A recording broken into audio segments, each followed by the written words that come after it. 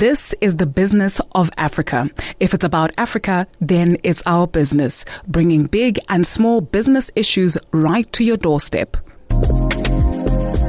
Lewatle.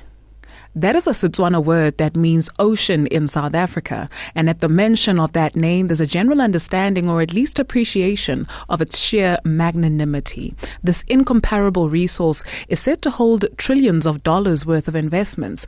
With 38 coastal countries and an estimated 20,000 islands, Africa's blue economy holds a promise of economic overflow if managed well. We look at the business of the ocean now, which is conservatively valued at 24 trillion US dollars. David Willema is with the Institute for Security Studies. He joins us on the business of Africa to explore the endless possibilities. David, thank you very much for your time. What is the blue economy? Thanks, Dudu. The blue economy as a concept looks to balance the economic use of our ocean resources or marine resources with environmental sustainability, if you may. And it emerged out of a conference in Rio de Janeiro on sustainable development in 2012, even though the practice of it has been happening for so long, including by indigenous peoples all over the world. But as a concept in development terms, it emerged out of that conference. It was out of concern by large ocean states or small island states, as most people call them, that the concept of the green economy, which shares the same principles, did not really incorporate the concerns of island states, which are oceanic in nature. And so the blue economy emerged out of that thinking on how we can utilize our ocean resources in a manner that is sustainable so that it doesn't only benefit current generations, but future generations as well, because these are resources that do not belong to any particular person. They belong to all of us. And then in the African context, the African maritime domain also includes our inland waterways, so your lakes, rivers, and other waterways. And they all encompass blue economy activity in Africa, at least, because other regions have their own conceptualizations of it. Fair enough. The African Union's Agenda 2063 declares the blue economy to be Africa's future and recognizes the key role the ocean plays as a catalyst for socio-economic transformation. Someone born this year, David Willema, will be 38 in the year 2063. What is being done today, or what has been done yesterday, to realize the future of the blue economy? Great question. Great question. So what has been done? I think, firstly, it's important to point out a few things, especially for Africa. Our ocean space, our maritime domain, combined exclusive economic zones, is 3 times larger than the African landmass. So that tells you the potential that lies in this sector, right? And traditionally, we focus so much on land, including, and we see these issues now that even our maritime boundaries, for example, are not well delineated, because at the formation of the Organization of African Unity, they had the option, remember, of maintaining the status quo in terms of borders, and the decision was made to opt for that option due to factors, I guess, that made sense in that argument. But that focused more on land, that it neglected our ocean space, that right now, as we speak today, a lot of African maritime governance is still, especially in terms of the boundaries, is still governed by colonial era treaties that are so outdated. And then, but on the flip side of that, when you look at ocean governance globally and the role of Africa, even the 60s, the 70s, when the UN Convention of the Law of the Sea, for example, which is what we consider the constitution of the Bible, the Constitution of the Oceans, rather.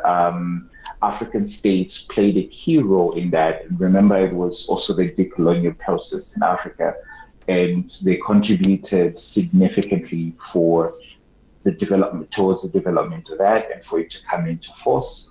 But also the contributions of African legal scholars, Prof. Njenga from Kenya and others, pioneered the concept of exclusive economic zones.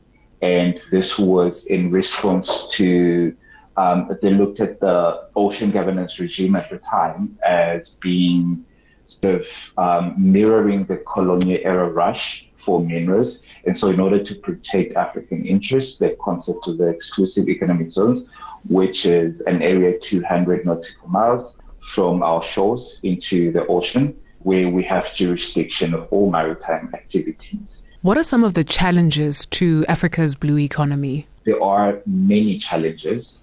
Our waters, as you know, are severely plundered by illegal, unreported, and unregulated fishing. We have challenges from piracy, for example, whose, if you interrogate the roots of it, is embedded in the socioeconomic issues that happen on land, that now people sort of engage in this criminal activities.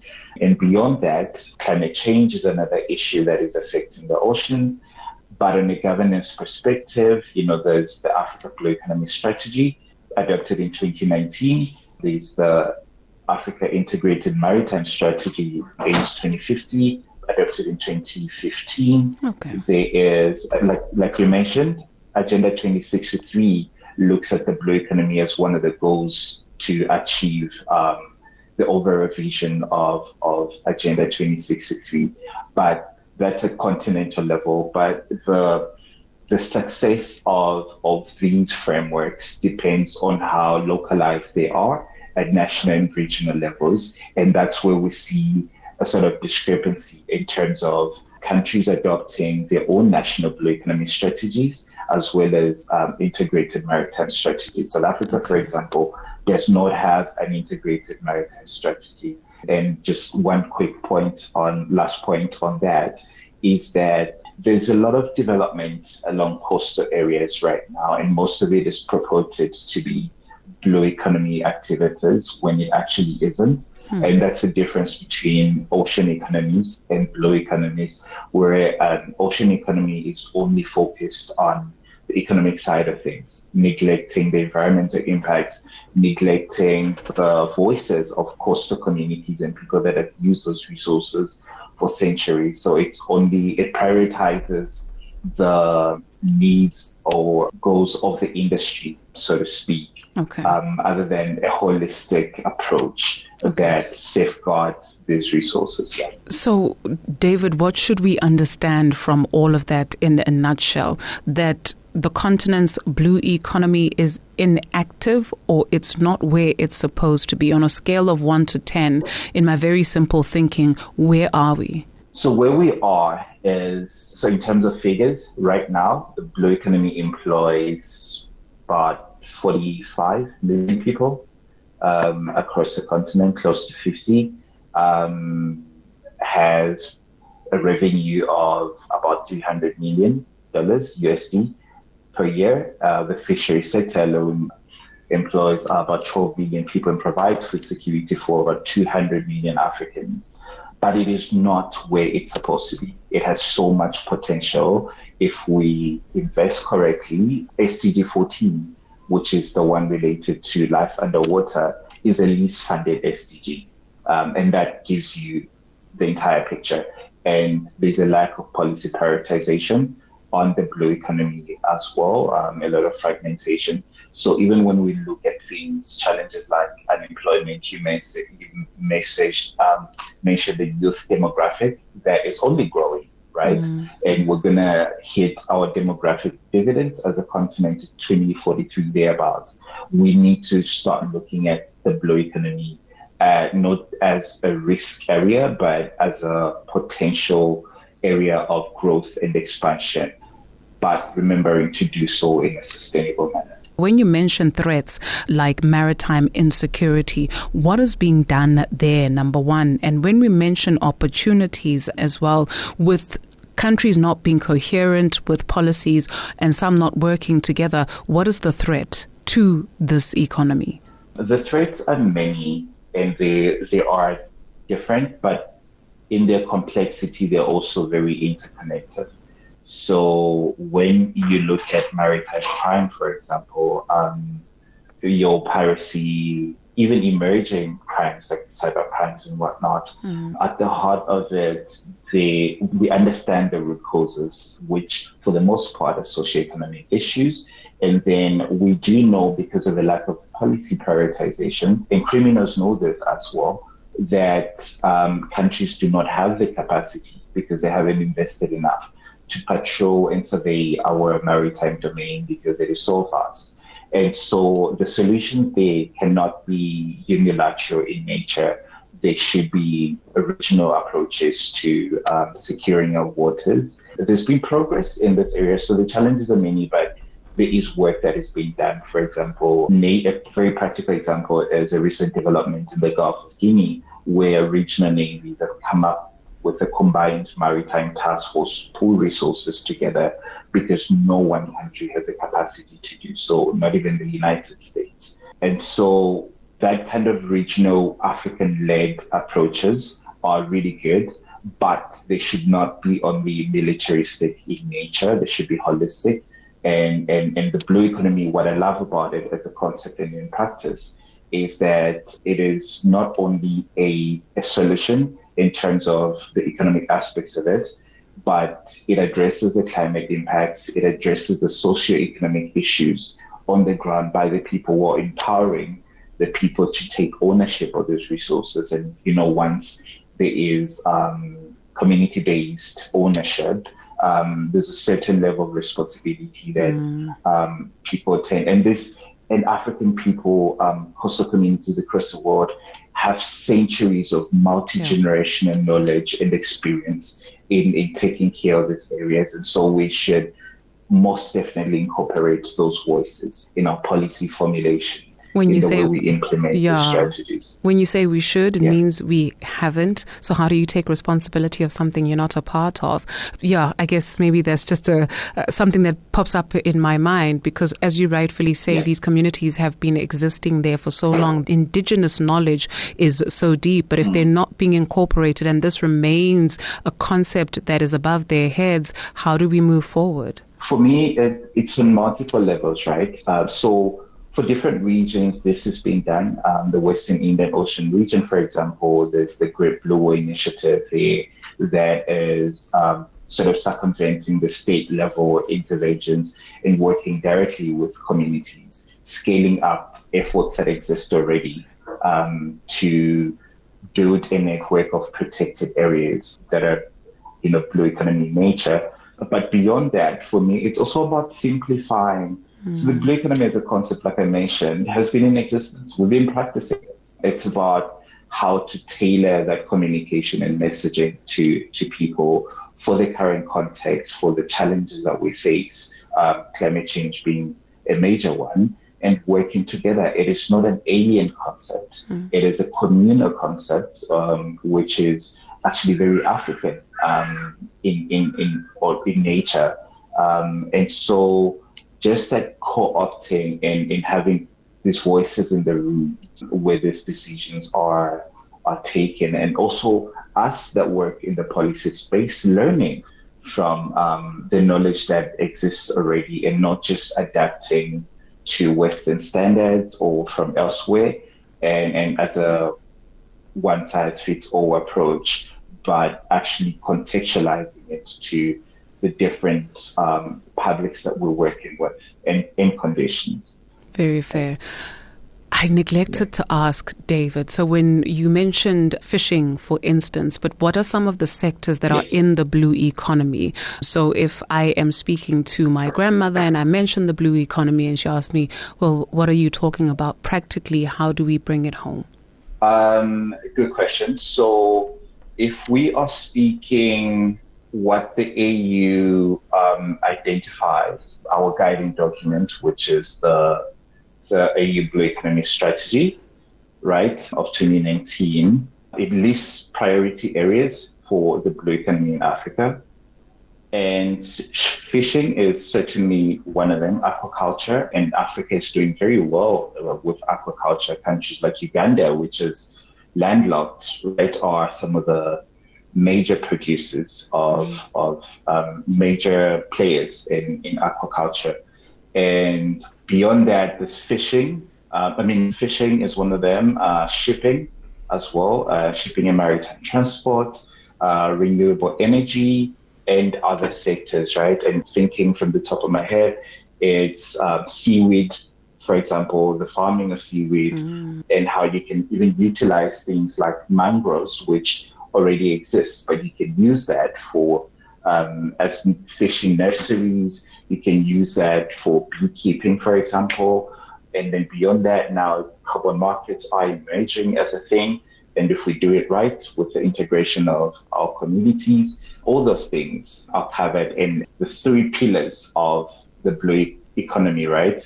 In terms of sustainability that you spoke about. It has to cover the environmental aspect, it has to cover the economic aspect, and it has to cover the social aspect, which deals with the inclusion of everyone involved.